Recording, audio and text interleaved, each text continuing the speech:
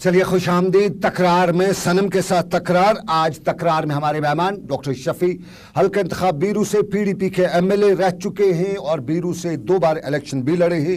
آج کی ڈیٹ میں نیشنل کانفرنس میں انہوں نے جوائننگ کی ہے, شمولیت اختیار کی ہے.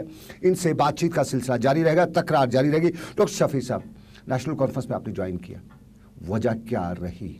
بس اپنے ایریا کی ڈیولپمنٹ. کسی نے آپ کو اپروچ کیا نیشنل کانفرنس طرف سے؟ آپ گیا؟ ہاں, مجھے اپروچ کیا, میں خود نہیں گیا, وہ انہوں نے مجھے. یوزلی کسی جماعت میں جاتے ہیں کمٹمنٹ ہوتی ہے. میں پالیٹکس کو بہت قریب سے جانتا ہوں. کوئی بھی جماعت جاتے ہیں کمٹمنٹ ہوتی ہے. آپ کے ساتھ کیا کمٹمنٹ ہوئی؟ کمٹمنٹ یہ ہوتا ہے مینڈیٹ. میں نے تو پہلے ہی کہا, اس کے بعد دوسری کمٹمنٹ ہوتی ہے ایم ایل سی شپ. اگر ہم پاور میں آ گئے ایم ایل سی, میں نے کہا کہ میں مینڈیٹ چھوڑ کے آیا ہوں. یہ میرے خیال میں میرے بھائی آپ کو جموں کشمیر میں پہلا انسٹنس ہوگا جس نے مینڈیٹ چھوڑ کے یہاں آ گیا. کیونکہ میری جو پالیٹکس ہے نا, میں وہاں 24 گھنٹے رہنے والا ہوں. پچھلے 30 سال سے جب میں سعودیہ سے لوٹا ہوں, میری سیاست یہ ہے کہ میرے لوگوں کو بلا مذہب, بلا فرقہ, کوئی بھی ہو, ان کا کام ہونا چاہیے, میرے ایریا کو ڈیولپمنٹ ہونا چاہیے. میری پالیٹکس یہی ہے. اس کے علاوہ کچھ لوگ کمٹمنٹس کرتے ہیں کہ ہمیں جی کیا کمنٹ کرو گے, ہمیں وی سی بناؤ گے, یا ہمیں ایم ایل سی بناؤ گے, ہمیں منتری بناؤ گے. ایسی کوئی کمٹمنٹ ہوئی؟ صنم صاحب, جو آدمی 30 سال پہلے سعودی عربیہ کی ایک اچھی خاص جاب چھوڑ کے آئے, جو آدمی ڈائریکٹرشپ چھوڑے, اسے اور کیا دولت چاہیے؟ نہیں ڈاکٹر صاحب, ڈاکٹر شفیع صاحب, عمر عبداللہ کے لیے بیرو کی سیٹ تھوڑی مشکل ہو رہی تھی. ان کی جماعت نے آپ کو اپروچ کیا, صاحب ظاہر ہے انہوں نے اپنی سیٹ بچانے کے لیے اپروچ کیا, تو اس اپروچ کے بدلے میں انہوں نے کوئی کمٹمنٹ تو کی ہوگی؟ فی الحال میری کمٹمنٹ یہ ہے, عمر صاحب کو جتوانا ہے, اس کو chief minister of Jammu and Kashmir state بنانا ہے, پھر اللہ کے. چلیے یہ بات آپ نے کی, لیکن آپ سے جاننا چاہیں گے عمر عبداللہ اور ڈیولپمنٹ 2 چیزیں ہیں. بیرو کے علاقے میں عمر عبداللہ کی کانسٹیچوئنسی رہی, 3 سال عمر عبداللہ وہاں کے ایم ایل اے رہی. اتنی کوئی بڑا چمتکار ہم اس سے کہیں نہیں ہو پایا. اگر واقعی میں عمر عبداللہ خود بھی اس اپنے لوگوں سے, کیونکہ ان کے پاس چیف منسٹر اسٹیٹ کے اپوزیشن کے لیڈر زیادہ ٹائم نہیں دے پایا, آگے ان کی کانسٹیچوئنسی کون سنبھالے گا اگر وہ جیت جاتے؟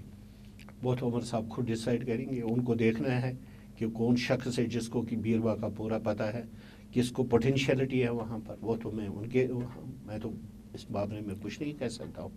آپ کو آج دکھ تو نہیں ہو رہا کہ آپ نے پی ڈی پی کو چھوڑا, یا پی ڈی پی نے آپ کے ساتھ ساتھ سپورٹ نہیں کیا؟ نہیں, دکھ تو ایک بات کا ہے کہ 12-13 سال کہیں گزارے اس گھر کو. میں نے بھی تھوڑی 1-2 اینٹیں رکھی ہوگی, اور جو لوگ وہاں کچھ 1-2 لوگ, سبھی نہیں, جو یہ اینٹیں نیچے گرانے والے لوگ ہیں, وہ دکھ تو ہے. میں ایک ایسا سوال آپ سے جاننا چاہوں گا, شاید یہ سوال ہے, پی ڈی پی کو چھوڑنے والے ڈاکٹر شفیع صاحب کلوز ریلیشن آپ محبوبہ مفتی میں آپ ہیں, وہ میری بہن. نہیں, اس کے علاوہ دنیائی رشتہ بھی ہے. ایک تو وہ یہ ہو گیا, ایک اور رشتہ بھی ہے آپ کا ان کے ساتھ, ریلیشن میں ہیں آپ, ان کے رشتہ دار بھی ہیں. نہیں, میں رشتہ دار نہیں ہوں. نہیں, تھوڑا کیسے, نہیں, کوئی رشتہ داری نہیں, کہیں ٹوچن بھی ہوتا ہے, ٹوچن والا رشتہ. نہیں, کوئی ٹوچن. چلیے اس رشتے کو نہیں چھوڑتے, لیکن 2 قریبی لوگ جو ہیں, جو آپ سے پہلے بشارت صاحب وہاں سے چلے گئے, اور آپ دوسرے ہیں جن پہ پی ڈی پی کو بہت زیادہ بھروسہ تھا. واقعا وہ تو میں مانتا ہوں بہت بھروسہ تھا, لیکن بھروسے مند آدمیوں کا وہاں رہنا کچھ لوگوں کو پسند نہیں آیا. اب کیوں ہم اپنے لیڈر کو دکھ دیتے, اس کو تکلیف میں ڈالتے؟ اگر ہم اس کے واقعی محسن تھے, ہم نے کہا کہ بہتر ہے ہم ہی نکلے یہاں سے. یہ پارٹی میں لابیزم ہر پارٹی میں ہوتا ہے, آپ کی پی ڈی پی میں تھا, نیشنل کانفرنس میں بھی ہے. آپ کو نہیں لگتا ہے کہ نیشنل کانفرنس کا لابیزم بھی آپ کے لیے پریشانی کا سبب بنے گا؟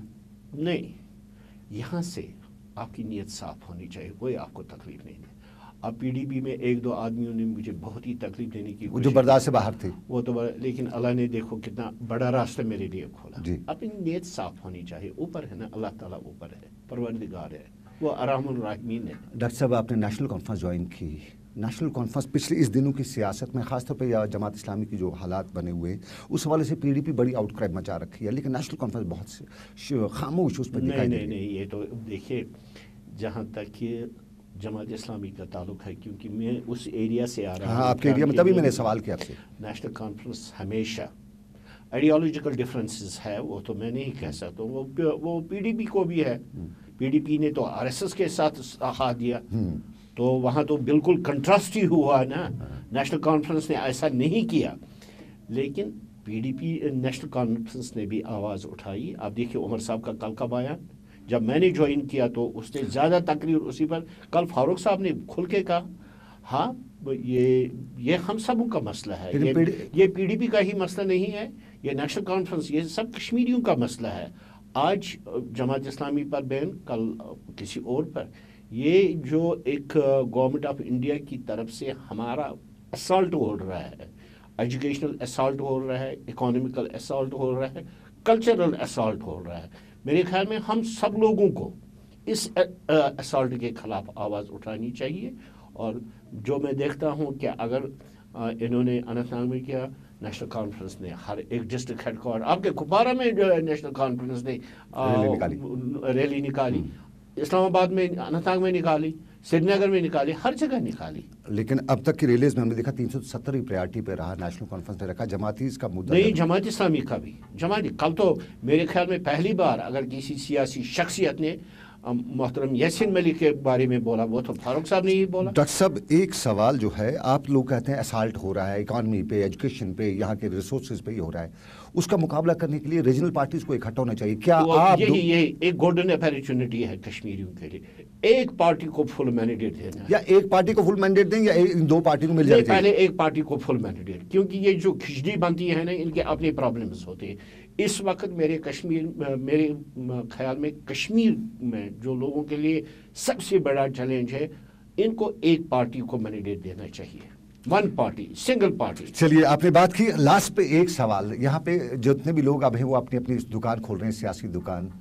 شاہ فیصل نے بھی سیاست شروع کر دی, انجینئر رشید, باقی لوگ بہت سے لوگوں نے یہ ڈیوائڈ اینڈ رول والی پالیسیز کو کشمیری کہتے ہیں, یہ سیاست کر رکھی ہے. ڈاکٹر شفیع نے اپنی جماعت کیوں نہیں کھڑا کی؟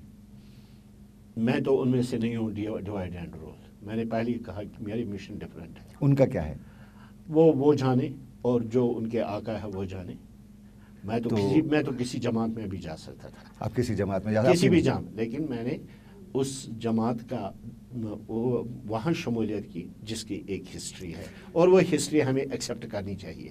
چلیے ڈاکٹر شفیع صاحب, ہسٹری ایکسیپٹ کرنی چاہیے. ڈاکٹر شفیع ہمارے آج کی تکرار کے پروگرام کے مہمان. پی ڈی پی میں ان کا بڑا نام تھا, عزت تھی, احترام تھا. نیشنل کانفرنس میں امید ہے وہاں پہ بھی عزت و احترام برابر ملے گا, نام برابر ملے گا. لیکن پی ڈی پی کے حوالے سے 5 پاپی کچھ لوگ ان کو کہتے ہیں, کچھ لوگ 5 پیر بھی کہتے تھے, اور کچھ کہتے تھے کہ 5 بڑے. میں تو 2 ہی کہتا ہوں. نہیں, آپ 2 کا نام لیتے ہیں. وہ 5 جو ہے ان کے حوالے سے اکثر لوگوں کو شکایت ہے کہ پی ڈی پی کو یہ ساری سچویشن میں لانے کے لیے وہ 5 ذمہ دار ہیں. آج بھی پی ڈی پی کے حلقوں میں ان کے بڑے نام لیے جاتے ہیں. اب بھی کہا جاتا ہے کہ پچھلے دنوں محبوب مفتی نے بتایا تھا کہ ان 5 سے نجات ملی ہے, لیکن ڈاکٹر شفیع نے بتایا کہ ابھی بھی ان سے نجات نہیں ملی ہے, کہیں نہ کہیں پردے کے پیچھے ان کی چلتی ہے. لیکن فی الحال آج کی تکرار میں بس اتنا ہی. دیجیے اجازت. ڈاکٹر شفیع صاحب بہت بہت شکریہ, اپنے پروگرام میں آئے. اللہ حافظ. Thank you, sir.